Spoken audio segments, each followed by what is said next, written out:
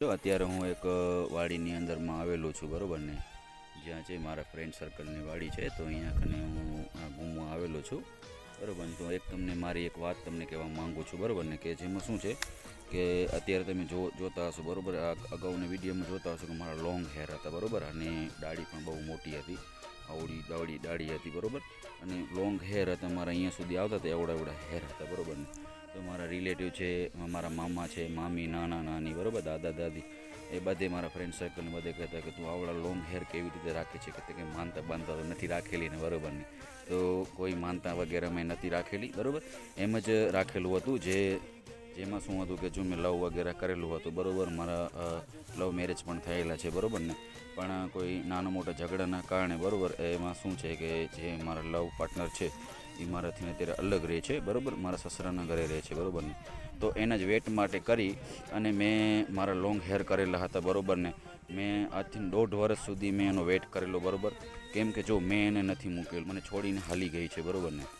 તો મેં એનો વેટ કરેલો બરાબર, કે કાંઈક નવી શરૂઆત કરી, મને કોલ વગેરે કરી અને મને અપનાવે બરાબર ને. પણ આવેલું નથી બરાબર, મારી 1.5 વર્ષની પણ છોકરી પણ છે બરાબર ને. તો આ બધે છે બરાબર, પણ એના વેટિંગ માટે કરીને મેં લોંગ હેરને વગેરે કરેલું, પણ કંઈ મને રિસ્પોન્સ મળેલો નહીં. તો અત્યારે 2026માં મેં નવી શરૂઆત કરી છે, હેર વગેરે કટિંગ કરાવેલા છે, મારું દાઢી વગેરે કટિંગ કરેલું છે બરાબર. અને અત્યારે મારો પહેલો જ બ્લોગ બનાવું છું. તો મને સપોર્ટ કરો અને મને હેલ્પ કરો બરાબર, મને મારા સબસ્ક્રાઈબ વધારો બરાબર, મને સબસ્ક્રાઈબ કરો, ફોલો કરો બરાબર ને, મારા વિડીયો વગેરે શેર કરો, લાઇક કરો બરાબર, કમેન્ટ વગેરે કરો. તો આગળ હું શું ડિસિઝન લઉં એ તમે મને જરાક મને કમેન્ટની અંદર જણાવશો, તો હું આગળ પગલાં કરી શકીશ કે આગળ હું શું ડિસિઝન લઉં બરાબર ને. અત્યારે મારી નવી જર્નીની શરૂઆત કરી છે, મારું જે પણ લવ પાર્ટનરનું છે બરાબર, એ બધું પાછળ મૂકેલું છે બરાબર. અને હવે આગળ કંઈક વિચારું છું બરાબર. અત્યારે હું એક ઓનલાઈન વર્કની અંદરમાં કામ કરું છું, FLP કહેવાય છે બરાબર, ફોરએવર લિવિંગ પ્રોડક્ટ કહેવાય છે. એની અંદર જ હું કામ કરું છું. તો એની અંદર જે કામ કરું છું એનામાં મને લગભગ તો અત્યારે 10-12 મહિના જેવું થઈ ગયેલું છે બરાબર ને. તો શું છે કે જો અત્યારે મારે જે લવ પાર્ટનરનું છે બરાબર, એના જ જે છે બરાબર વિચારના કારણે, તો હું થોડોક ડિપ્રેશનમાં હાલી ગયો હતો. એના કારણે કરીને પછી હું જે ઓનલાઈન વર્કની અંદરમાં પણ બહુ ધ્યાન નહોતો આપી શકતો.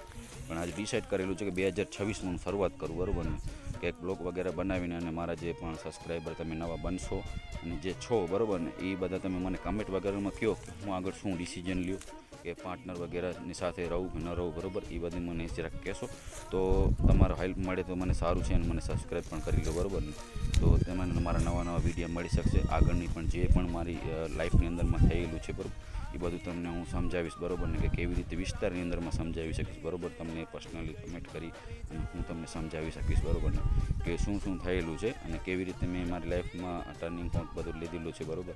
કે એક સુસાઇડ કરવાનો પણ મને વિચાર આવેલો, પણ એ વિચાર પણ મેં અવોઇડ કરી અને અત્યારે એક સારી લાઈફની સાથે પગ મૂકું છું બરાબર 2026માં બરાબર ને. તો આ બધે પાછળ મૂકી અને અત્યારે હું એક આવી લાઈફની સાથે આગળ વધવા માગું છું, અને આગળ જ વધું છું બરાબર ને. પણ તમારો સપોર્ટ જોઈશે મને બરાબર. તો તમે મને સબસ્ક્રાઈબ કરો અને મારા વિડીયો શેર કરો, લાઇક કરો બરાબર, અને કમેન્ટ કરો. All the best.